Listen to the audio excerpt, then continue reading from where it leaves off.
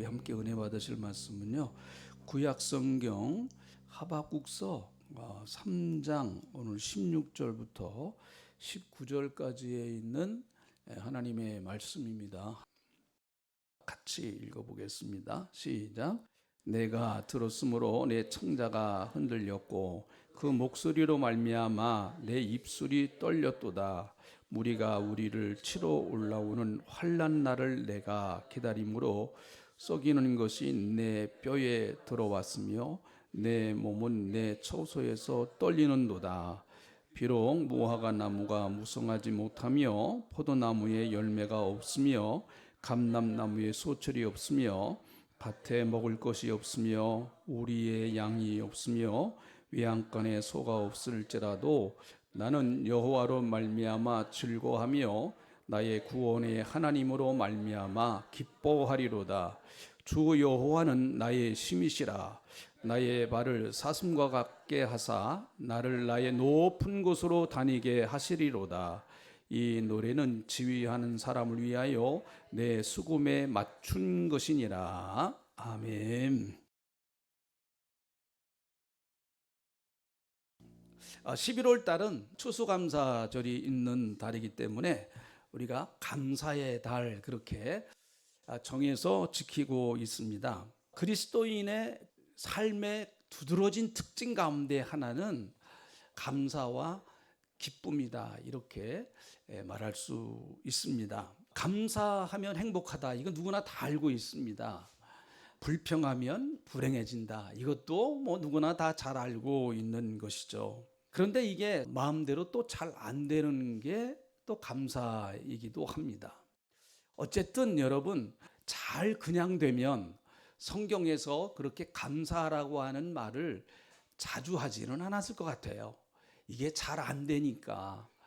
타락한 인간의 아담의 속성은 감사보다 불평이 더 익숙한 것 같습니다. 그래서 우리가 어떤 사건이 일어났을 때 감사하는 건 참 적은데 불평하는 거는 더 커지는 것 같아요. 그래서 다시 한번 우리가 우리 신앙을 감사에다가 초점을 딱 맞추고 이 초점이 좀 흐려지면은 다시 정조준을 해야 됩니다. 그래서 11월 달에 하박국서를 좀 계속해서 한 3주, 4주 이렇게 보겠습니다. 하박국서. 외우기도 좋죠. 하박국. 또 우리나라 국하고 좀 비슷하죠. 호박국 좀 비슷하니까 잊어버리지 않을 거예요. 선지자 이름입니다. 선지자 이름이요. 하박국. 한번 해보시죠. 시작. 하박국. 하박국이란 뜻이 끌어안는다라고 하는 뜻이에요. 참 뜻은 좋습니다. 나중에 좀 말씀드리겠습니다만은 우리 서로가 이렇게 끌어안을 수 있는, 허깅이라 그러죠. 허깅, 이렇게 안아줄 수 있는 하나님께 푹 안기는 시간 되시기를 축원합니다.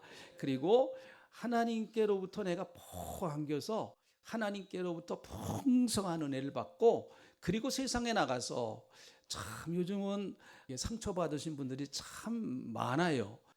옛날에는 그런 것들을 다 이렇게 속으로 본인이 다 소화시키고 그랬는데 요즘은 자기의 상처를 이렇게 드러내는 사람들이 참 많습니다. 저는 그게 나쁜 게 아니라고 봐요.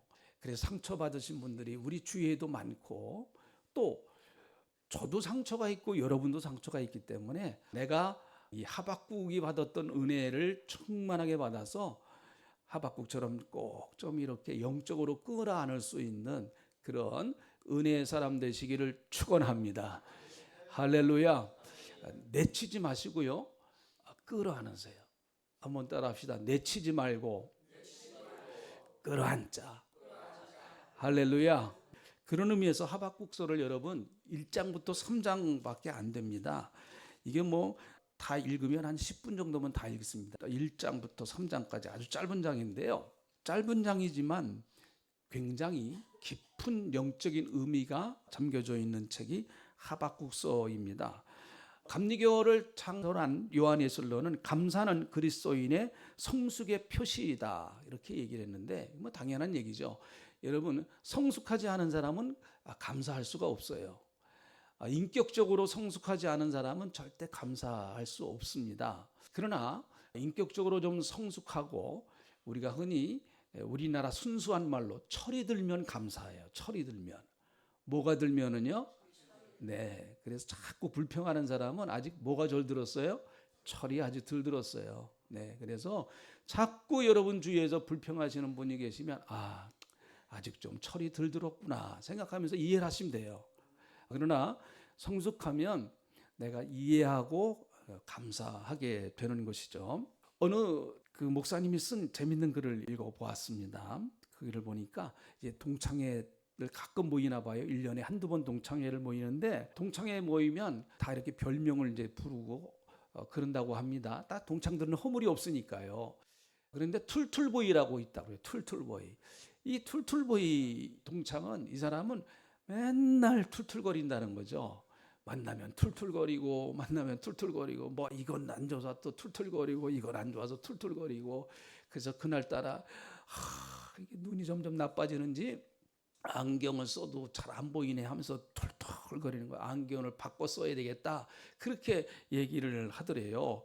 그래서 어떤 친구가 야, 너 요번에 그 툴툴 안경 좀 벗어버리고 감사 안경을 좀 써라 그렇게 얘기를 하더래요. 그거 참 재밌는 글을 읽어봤어요. 툴툴 안경 좀 벗어버리고 세상을 좀 감사할 수 있는 눈으로 세상을 보면 그래도 세상이 어렵고 힘들지만 세상이 참 요즘 경제도 안 좋고 참 우리나라도 쉽지 않다고 그럽니다. 그럼에도 불구하고 우리 예수 믿는 사람들이 감사의 안경을 쓰고 그래도 좀 이렇게 보면 우리 주위에 감사할 수 있는 감사거리가 보이기 시작을 하는 것이죠.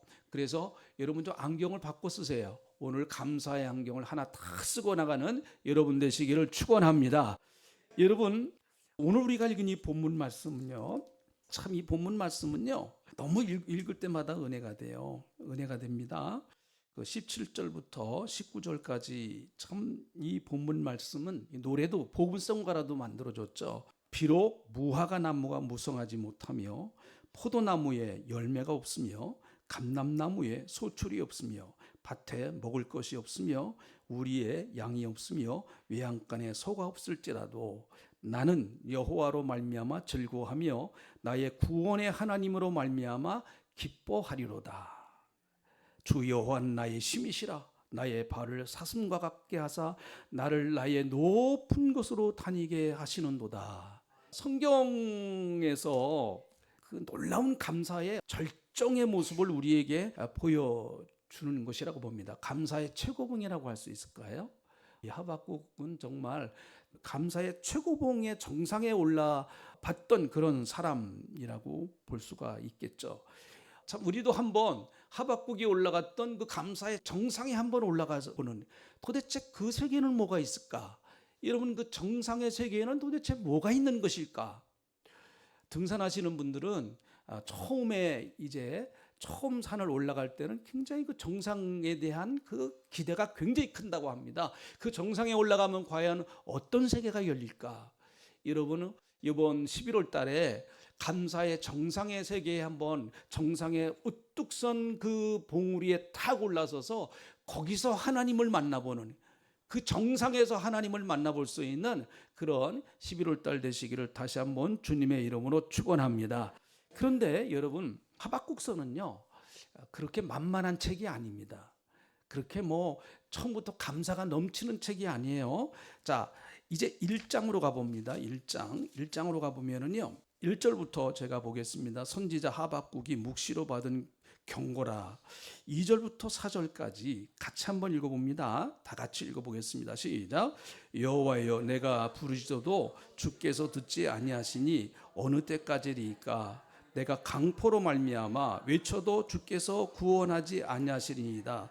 어찌하여 내게 죄악을 보게 하시며 패악을 눈으로 보게 하시나이까?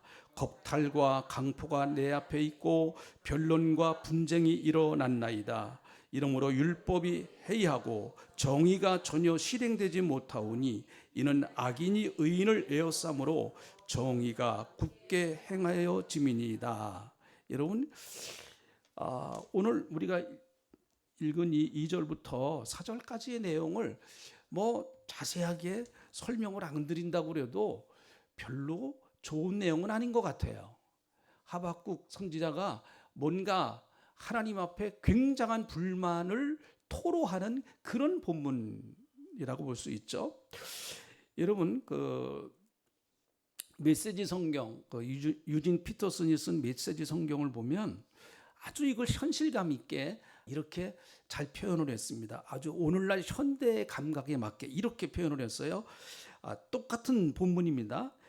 유진 피터슨이 쓴 메시지 성경에는 이렇게 표현을 했어요. 하나님, 얼마나 더 외쳐야 저를 도와주시렵니까? 사람 살려 살인이다 하며 얼마나 더 소리를 질러야 저를 구하러 오시렵니까? 어찌하여 날이면 날마다 악을 목격하고 고난과 맞닥뜨려 하게 하십니까? 혼란과 폭력이, 싸움과 다툼이 도처에서 터져나옵니다. 법과 질서는 땅에 떨어졌고 정의는 농담거리가 되었고 악인이 의를 맹모추게 하고 정의를 거꾸로 뒤집습니다. 이렇게 했습니다. 하나님, 얼마나 더 제가 외쳐야 하나님이 날 도와주시겠습니까? 사람 살려 살인이다, 경찰 하면서 이렇게 나와요. 그렇게 아주 현실감 있게 성경을 번역을 했어요. 아주 현대인에 맞게 번역을 했습니다. 경찰이 어디 있느냐 이러면서 이렇게 번역을 했는데요. 어떻게 보면 기도라기보다는 항변에 가까운 것입니다. 그래서 2절에 보니까 내가 여호와께 내가 부르짖었다 이렇게 말해요. 그런데 이것은 부르짖었다고 하는 것은 굉장히 뭔가 마음에 지금 굉장한 불만이 가득 차서 하나님 앞에 부르짖는, 세상에 불만이 있는 게 아니에요. 세상이 어지러운 거 이해합니다. 그런데 그것을 목도하면서 그냥 가만히 계신 하나님, 왜 하나님은 도대체 이렇게 세상이 어지럽고 세상에 이렇게 악이 그냥 풍성한데 어디를 봐도 전부 다 악이 넘쳐나는데 하나님 도대체 왜 하나님은 아무 일도 안 하고 가만히 계시는 겁니까? 어찌해서 이러고 계십니까? 라고 하는 하나님을 향한 어떻게 보면은 항변, 하나님은 잘못하고 계십니다 라고 하는 그런 외치는 소리 같아요. 솔직히 그런 기도입니다. 이게 하나님, 당신이 지금 잘못하고 계시는 거예요. 아니 도대체 왜 가만히 계십니까? 하나님, 당신도 보시잖아요. 이스라엘 민족이 지금 얼마나 죄악에 빠져 있는지. 요 시기가, 하박국이 활동했던 시기가 남왕국 유다가 거의 망하는 쪽으로 가는 BC 600년부터 586년 그 사이에 이 하박국이 활동을 했기 때문에 그 시대가 가장 이스라엘 민족이 아주 시대가 악하고, 그리고 정의가 땅에 무너지고, 그리고 이미 여호와를 믿는 하나님의 신앙은 다 거의 그저 형식만 남아있는 이런 때였습니다. 하박국서 3장을 다시 가볼까요? 자, 이러던 하박국이 1장 2절부터 4절까지는 막 하나님 앞에 하나님을 되드는, 마치 사춘기 아이가 부모에게 엄마 아빠는 왜 날 놔줘서 이렇게 날 고생시켜요 라고 하는 그런 것과 같이 그렇게 그냥 때를 쓰던 이 하박국이 17절 18절 다시 한번 읽어볼까요? 하박국의 기도입니다. 네, 똑같은 하박국이에요.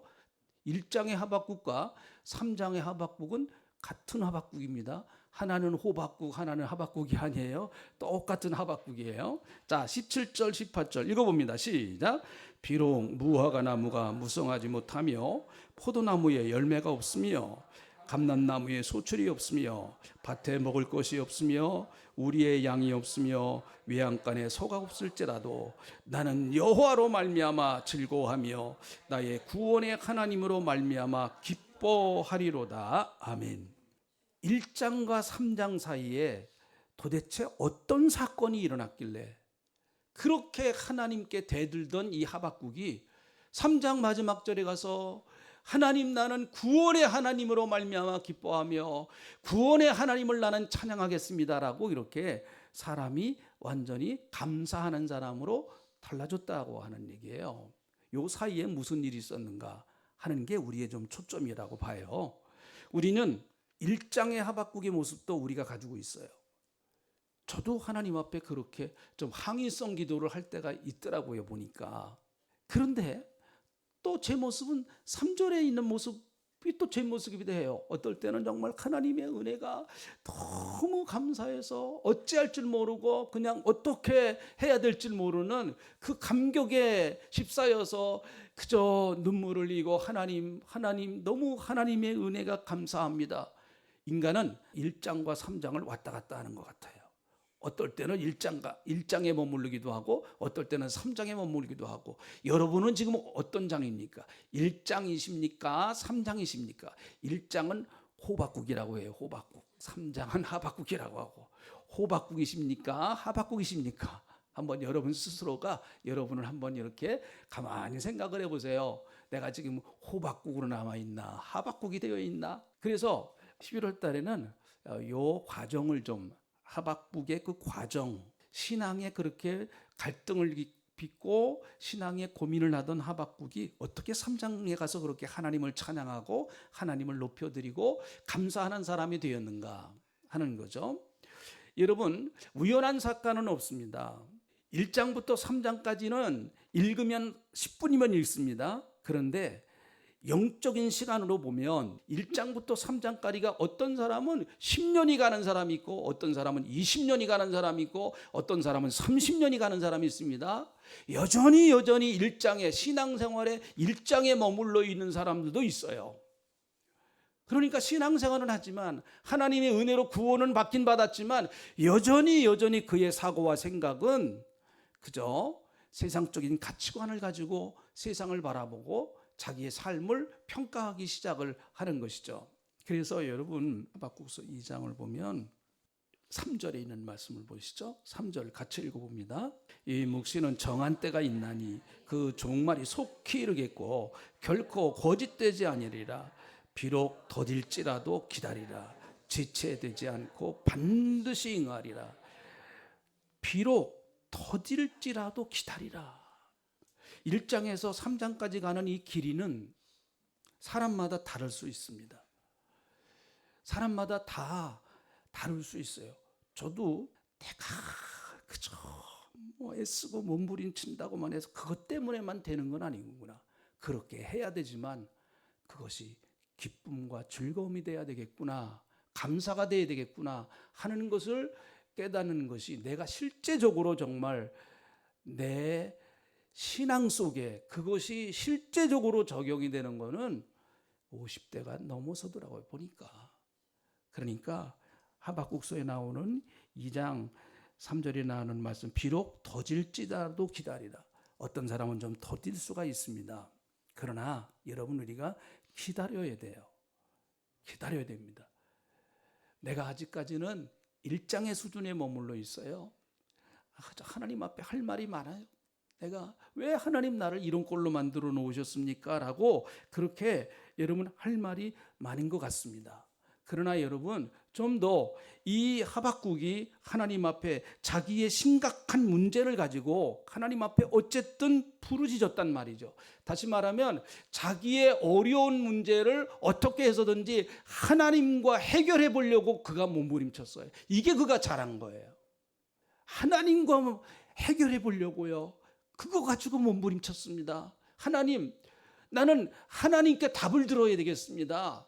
하나님, 이게 도대체 어떻게 된 거예요? 난 이해 못해요. 하나님이 하신 이런 일들 나 도대체 이해할 수가 없습니다. 하나님, 빨리 얘기를 해주세요. 이거에 대한 답을 내게 주셔야 되지 않습니까? 이렇게 얘기를 합니다. 하나님께서 대답을 하시는 게 이제 5절에 있는 말씀 이하로 나오는데 그 대답조차도 하박국이 마음에 안 들어요. 그래서 우리의 삶에 여러 가지 많은 난관도 있고 또 어려움도 있고 건너야 할 강도 있고 넘어야 할 산도 있는 것이 사실입니다. 우리가 지고 있는 짐이 무거울 수도 있는 게 사실입니다. 또 어떤 거는 도저히 이해가 되지 아니하는, 어떻게 신앙생활하는 내가 이렇게 어려움을 당할 수가 있는 것인가? 내가 그래도 하나님 믿으려고 나름대로 몸부림치면서 사는 사람인데 왜 이렇게 이런 어려운 일들이 내 속에서 계속 끊임없이 일어나는 것일까? 이해되지 아니하는 그런 일들이 있습니다. 우리가 살다가 보면 분명히 우리에게 찾아옵니다. 그럴 때 우리는 하박국에서 배울 게 그 문제를 끌어안고 하나님과 그 문제를 가지고 해결해 보려고 하나님과 몸부림치는 거예요. 하나님과. 자, 여러분, 이 기도의 내용이, 하나님이 이 기도의 내용을 들으시고 어떠셨었겠어요? 저는 하나님이 기뻐하셨다고 봐요. 여러분, 사춘기 아이들이 이제 자꾸 엄마 아빠한테 좀 심한 말을 합니다. 아마 자녀 키워보신 분들 다 그 경험을 하실 거예요. 그런데 여러분, 조금만 우리가 돌려보면 그게 어른이 돼가는 과정이거든요. 그 고통이 있어야 어른이 됩니다. 그 고통이 있어야. 그 사춘기에 힘들고 어려운, 정신적으로도 뭐 몸에 호르몬 작용이 막 여러 가지 의학적으로 그렇다고 그러잖아요. 그런 과정이 있어야만 여러분 더 성숙한 사람으로 앞을 향해서 나가는 거예요. 하나님은 그걸 보신 거죠. 사춘기 아이가 반항한다고 그래서 그냥 몽둥이 가지고 두들겨 패겠습니까? 그런다고 해서 통하지도 않아요. 네? 이미 사춘기에 딱 들어서면 잘 대화하면서 같이 어떻게 해서든지 시간을 보내려고 하는 그런 애씀이 필요한 것이죠. 역시 마찬가지라고 봐요.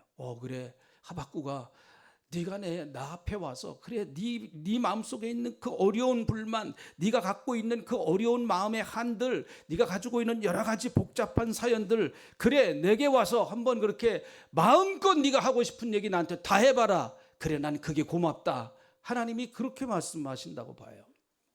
시편을 읽어보면 여러분, 탄원의 기도가 나옵니다. 아마 탄원의 기도를 제일 많이 한 사람은 다윗이라고 봐요. 왜 그런가 하면 다윗은 너무 억울한 일을 많이 당했어요. 사울에게 그 억울한 일 많이 당했죠. 사울에게 자기는 잘못한 게 없는데 계속 사울은 자기를 죽이려고 합니다. 또 아들 압살롬이 자기를 반역해서 자기를 또 죽이려고 그러고, 이런 참 인간적인 그 억울한 일을 많이 당했습니다. 그래서 다윗은 그 마음속에 어떻게 보면 여러분 큰 한이 맺혀 있는 사람일 수가 있어요. 이 한을 풀지 않으면 다윗은 한 나라에 그렇게 성군이 될 수 없었다고 봅니다. 그 마음속에 여러분 한이 맺혀 있으면, 그게 다 나라를 다스리는 국민들을, 백성들을 다스리는데 그 한이 풀려져 나오면 어떻게 하겠습니까? 백성들이 고통을 당하는 거죠. 그래서 그는 하나님 앞에 자기의 그 분노의 마음을 가지고 하나님 앞에 와서 탄원의 기도를 합니다. 시편 109편 8절부터 9절, 이게 다윗의 시예요. 여러분, 다윗의 기도의 내용입니다. 자, 같이 한번 읽어보시죠. 하나님, 제 원수 좀 이렇게 해주세요 라고 그렇게 기도하는 내용이에요. 자, 같이 읽어봅니다. 시작. 그의 연수를 짧게 하시며 그의 직분을 타인에게 빼앗기게 하시고 그의 자녀는 고아가 되고 그의 아내는 과부가 되며 그의 자녀들은 유리하고 구걸하고 그들의 황폐한 집을 떠나 빌어먹게 하소서. 야, 이거 참, 또 이거 은혜 받았다고 이런 기도만 하시면 안 돼요. 하나님 오늘 목사님 좋은 가르쳐 주셨습니다. 내가 오늘 그 인간 같은 연수를 짧게 해주시옵소서. 그의 자녀가 고아가 되게 하시옵소서. 그가 다, 아내는 빨리 되지게 하시고 남편 빨리 되져서 아내는 과부가 되게 하시고 자녀들은 구걸하고 그리고 집을 떠나서 유리하는 자가 되게 하시옵소서. 다윗이요, 이런 기도를 매니 하지 않았습니다. 하나님은 이런 기도도 이해하신다는 거예요. 안 하는 것보다 훨씬 낫습니다. 혼자 끙끙대는 것보다 훨씬 낫습니다. 그래서 마음에 이런 한 맺힌 것을 사람에게 풀어놓으면 서로 원수집니다. 서로 원수죠. 그러나 하나님께 풀어놓으면 여러분, 하나님이 내 마음을 치유하시는 거예요. 시편 109편 30절, 똑같은 그 본문의 말씀입니다. 시편 109편에 나오는 똑같은 본문에 나오는 말씀인데, 시편 109편 30절 같이 읽어봅니다. 시작. 내가 입으로 여호와께 크게 감사하며 많은 사람 중에 찬송하리니.